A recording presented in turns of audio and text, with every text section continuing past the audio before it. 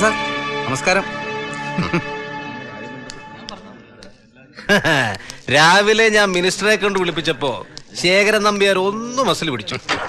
മന്ത്രി മാധവന്റെ നാവിൽ സരസ്വതി വിളയാടി തുടങ്ങിയപ്പോ വന്നോളാമേന്ന് ശേഖരൻ.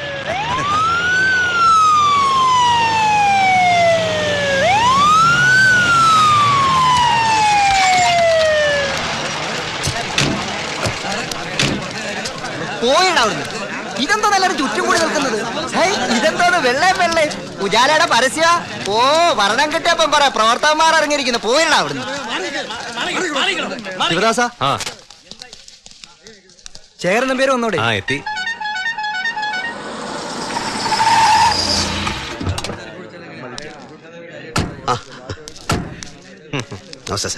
ഇടിച്ചവന്റെ ഹൈക്കമാൻഡ് ചളിക്കല്ലേ? എന്നെ ഇടിച്ചില്ലെങ്കിൽ തന്നെ ഞാൻ ഇടിക്കും എന്ന ലൈനിലായിരുന്നു ആ സാറ്. ഡിപ്പാർട്ട്മെന്റ് മുഴുവൻ അയാൾക്ക് ശത്രുക്കളാ.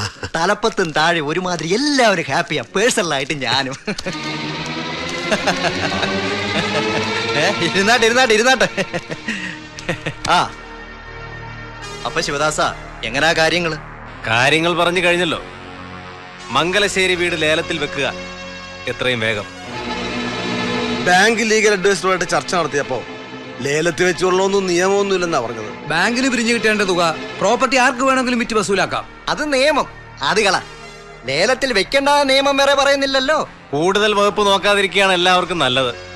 ഇത് ഞാനും മാധവൻ സാറും ഇൻവോൾവ് ആയ കേസാണ്. ഞങ്ങൾ പറയുന്ന പ്രപ്പോസൽ അംഗീകരിച്ചാൽ മതി. മാധവൻ സാറിനെ ധിക്കരിച്ചുകൊണ്ട് ഞങ്ങൾ ഒന്നും ചെയ്യില്ല. പിന്നെ എന്നെയാണോ അവഗണിക്കാൻ പോകുന്നത്? ഭയക്കണം കേട്ടോ. നിങ്ങളുടെ കൈകൊണ്ട് എന്റെ അച്ഛൻ മരിക്കുമ്പോൾ എനിക്ക് എന്റെ അമ്മയുടെ വയറ്റിൽ 3 മാസമാണ് പ്രായം. പിന്നെ ഒന്നിനെക്കോണം വളർന്ന കാലം. ഒരു കൊച്ചു പിച്ചാത്തി കിടക്കപ്പാടടിയിൽ സൂക്ഷിച്ചു വെച്ച് ഉറങ്ങാൻ നേരം വെളുപ്പിച്ച കുട്ടിക്കാലം മുഴുവൻ നിങ്ങളെ എങ്ങനെ കൊല്ലാം എന്ന് മാത്രമാണ് ഞാൻ ചിന്തിച്ചത്. ആ പിച്ചാത്തി എന്റെ കയ്യിൽ നിന്ന് വാങ്ങി വലിച്ചെറിഞ്ഞ് ജീവിക്കാനും ജീവിച്ചു വിജയിക്കാനും എന്നെ പഠിപ്പിച്ച മംഗലശ്ശേരി നീലകണ്ഠൻ എന്ന വലിയ മനുഷ്യന് വേണ്ടി എനിക്ക് എന്തെങ്കിലും പ്രത്യുപകാരം ചെയ്യാൻ കിട്ടിയ സന്ദർഭമാണിത്. ഞാനത് ചെയ്യും. ശിവദാസ, ഒരു ചോദ്യമേ നമുക്കുള്ളൂ. അതിന്റെ ഉത്തരം 2 ആയാലും അത് പറഞ്ഞിട്ട് ഇവർക്ക് പോകാം. എന്റെ ഞരമ്പിലൂടെ ഓടുന്ന രക്തത്തിന്റെ ശുദ്ധിയിൽ എനിക്ക് സംശയമില്ലാത്തിടത്തോളം ഇവരുടെ ഉത്തരം എന്ത് തന്നെയായിരുന്നാലും വിഷയമാവില്ല. ഞാൻ ആഗ്രഹിക്കുന്ന എനിക്ക് കിട്ടും, വാങ്ങും. ഞാൻ കൊടുക്കേണ്ടി വരുന്നത് പണമോ പൊന്നോ, ഈ നിൽക്കുന്നതിൽ ഒരുത്തന്റെ പ്രാണനായാലും കൊടുക്കേണ്ടടുത്ത് കൊടുത്തിട്ട് വാങ്ങിയിരിക്കും ഞാൻ. നമ്പ്യാരെ, അപ്പോ ലേലത്തീയതി ഉടനെ ഡിക്ലെയർ ചെയ്യുകയല്ലേ? ചെയ്യാം. എങ്കിൽ വേഗം സ്ഥലം വിട്ടോ. എനിക്ക് വേറെ ചില പണികളുണ്ട്. രാജേന്ദ്ര,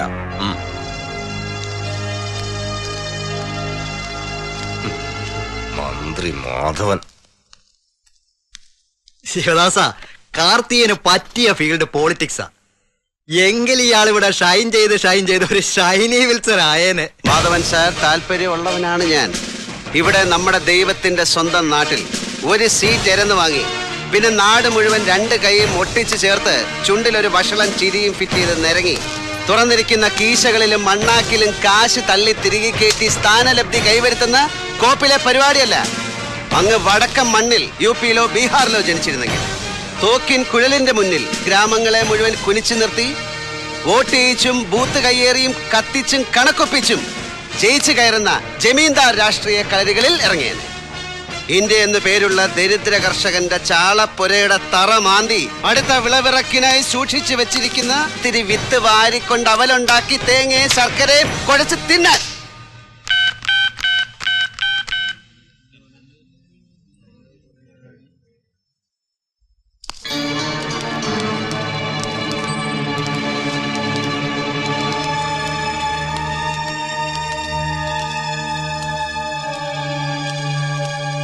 ശേഖരൻ നമ്പ്യാരാൻ കമ്പനി എത്തിയിട്ടുണ്ട്.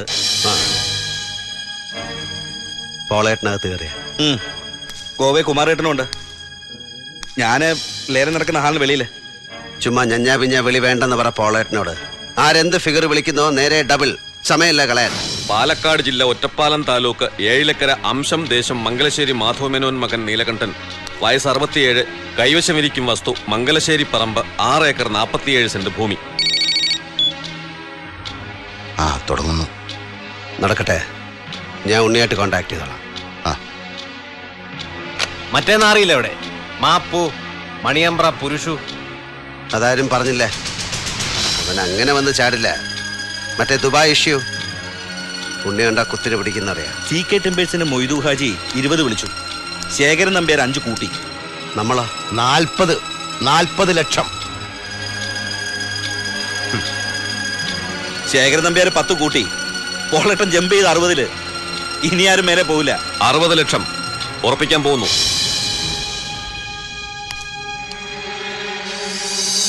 കൺസീൽഡ് ടെൻഡർ ഒന്നും വന്നില്ലേ?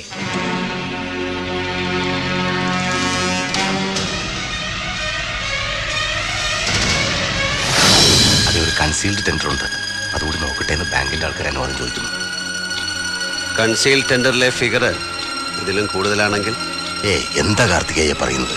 60 ലക്ഷത്തിന് മേലെ കൺസീൽഡ് ടെൻഡറിൽ വരാൻ എന്താ ചാൻസ് ഉള്ളത്? ശരിയായ വിലയുടെ ഇരട്ടിക്കാണ് നമ്മളിപ്പോ നിൽക്കുന്നത്. അവന്മാര് പൊട്ടിക്കെട്ടെന്ന് അതിയുമ്മ ആരോ തമാശ കാണിച്ചതാവും. ശരി,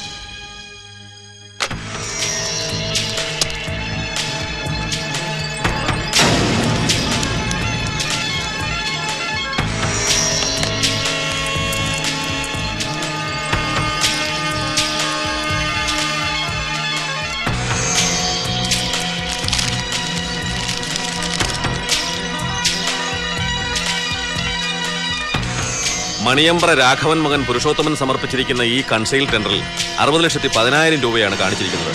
സോ ലേലം ആ തുകയ്ക്ക് മിസ്റ്റർ പുരുഷോത്തമൻ ഉറപ്പിക്കേണ്ടി വരും. അതെങ്ങനെ ഉറപ്പിക്കാൻ പറ്റും? കൺസീൽ ടെൻഡർ അല്ലേ? ഇത് തന്നെ കൺസീൽ ടെൻഡർ. എല്ലാവർക്കും കൺസീൽ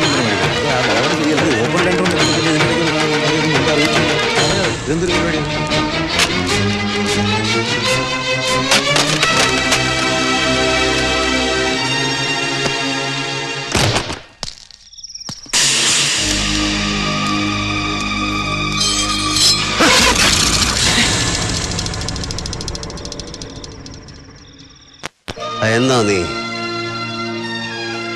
ഇല്ല, തെറ്റില്ല ലക്ഷ്യം.